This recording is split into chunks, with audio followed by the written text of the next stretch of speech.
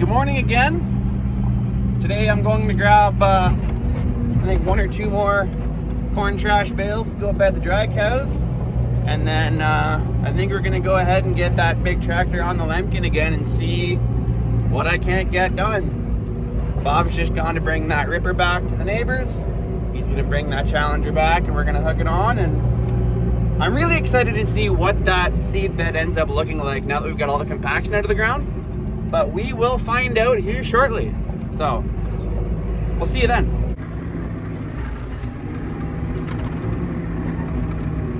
We'll just kind of sneak in here. Grab myself a bale, thank you, sir. And we're gone. Chores are done. Boots are rinsed off.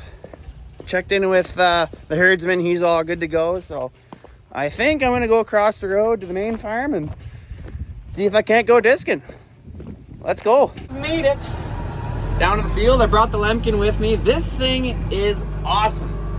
I was skeptical at first. I have never seen German equipment, let alone ran it. I was never a big fan of the Euro style ag equipment. It just looked a little goofy. I understand they got narrow roads and they got this, they got different soil types, but you know what? The first day I ran this, like not even an hour in, I was sold. Completely. So while I let the GPS boot up and grab satellites and all that, I might as well show you guys this and why I like it so much. First glance, it looks like any other disc. However, it's not that long. It's only about 10 foot long, not counting the rear axle. So it's got the front discs, the inverse discs, but the thing that sets the Lemkens apart, I don't know if it's a Lemken thing, but this disc apart is that it's got these, so these discs will kick everything up into these bars here, kick it back over into these graders or planers, whatever they're called. Get hit by this crusher, which really does a lot of the heavy hitting. This one's a lot smaller, so this one will shoot up a lot faster. So this one, if I'm going, let's say 8 mile an hour, this one's going pretty slow, but it's breaking up all the big chunks. This one's rotating really fast and it kind of sprays all the dust up and evens it out and just kind of finishes it off. And that's what I like about this so much.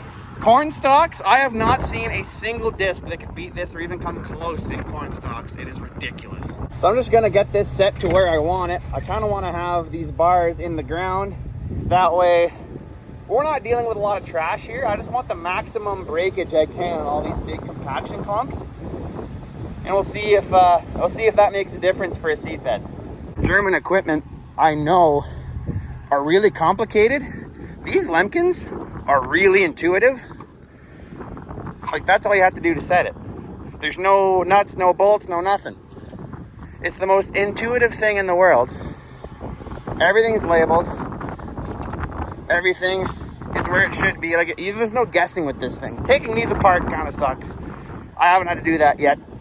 But I know from a couple of Lemken guys I've been talking to online say, yeah, redoing all the springs and all of these units can get a little tedious, but you know what?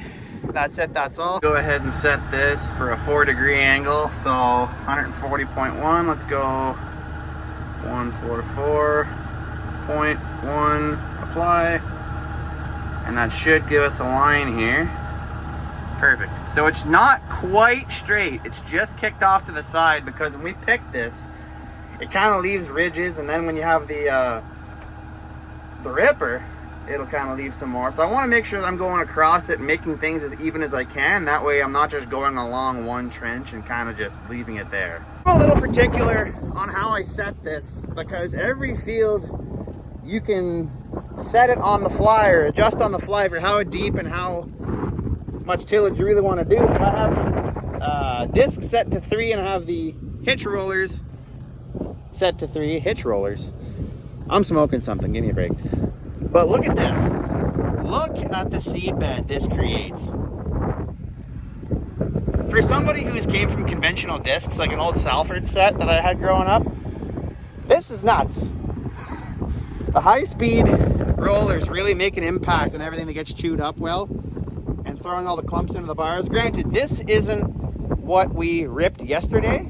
This is just what we had picked. So coming from that to this, it's pretty ridiculous. Once we get into the ripped ground from yesterday, will really be putting this thing through its paces. But like I said, I can make adjustments on the fly and really have it dialed in to where I want it. That way the entire seed bed for the field could look like that. But let's see what we can do. So like I said, when you're going at high speeds, like we have this set to 7.9 mile an hour right now. It's a high speed disc. And you can just kind of watch the process. Everything's pretty visible from the cab except those rear planers, but you can see even in some pretty soft and fluffy ground, it's doing a really good job. I just have to keep an eye on my settings, make sure they're both the same, because if you have one set to 5 and one set to 3, it's not really gonna stay level and do that job you want. You want everything to go flat across the ground.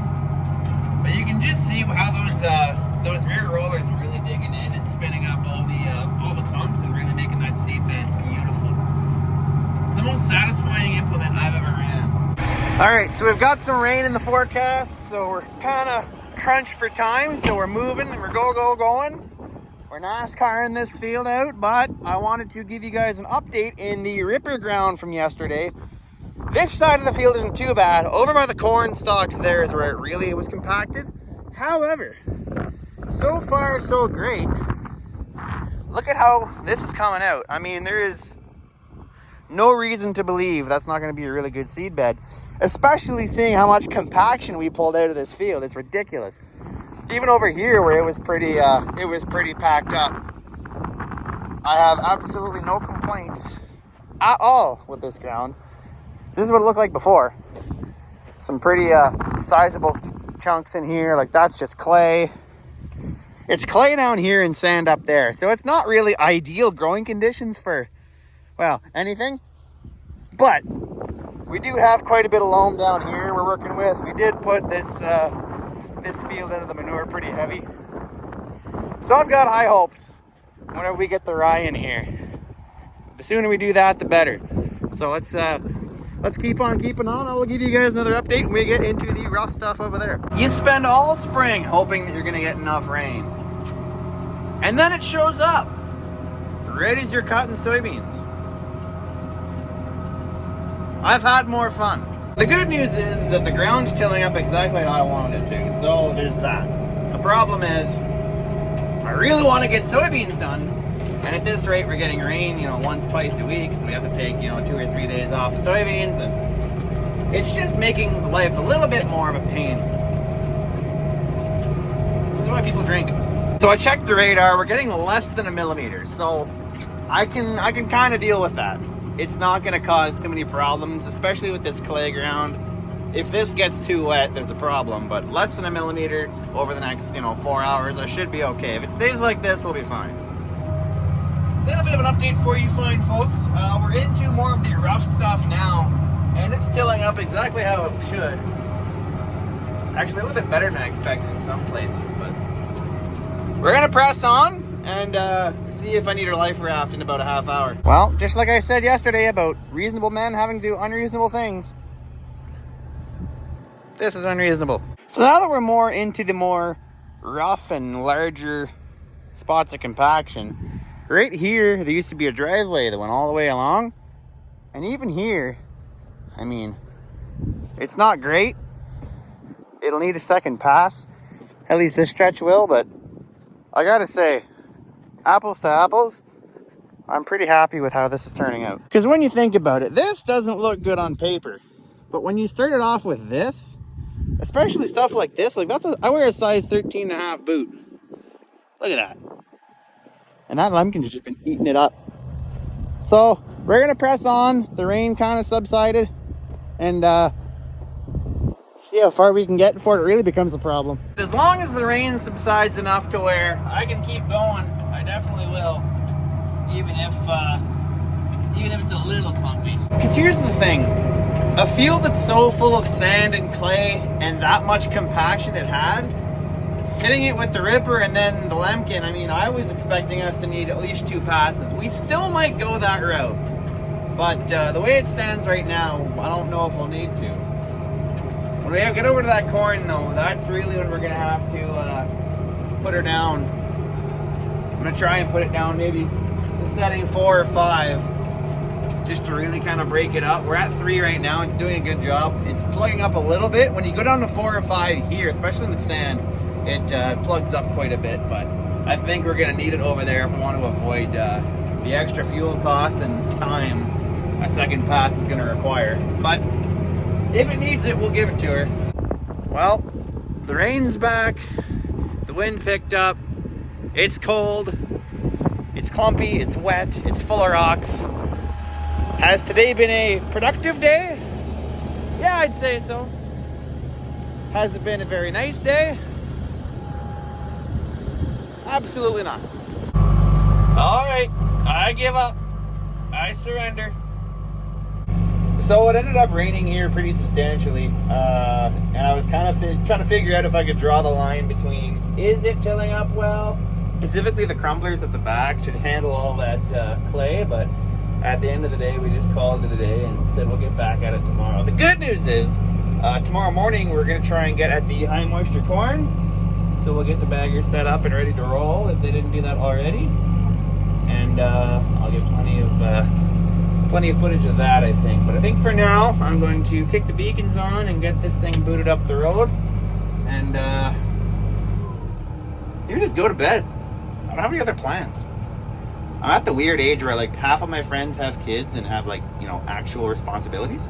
And the other half are trying to figure out how to do that. I'm caught in between. I'm playing treaders. I don't know what to do. Do my due diligence, make sure there's no rocks caught in the gangs or in the rollers that are going to come off and, you know, destroy a family of 6. That wouldn't be very cash money of me, you know? So yeah, now is the time to go home and have a couple of soft drinks for health purposes. And we'll be back at high moisture corn tomorrow. So I will see y'all then. I need some sleep. Yeah, let's do that.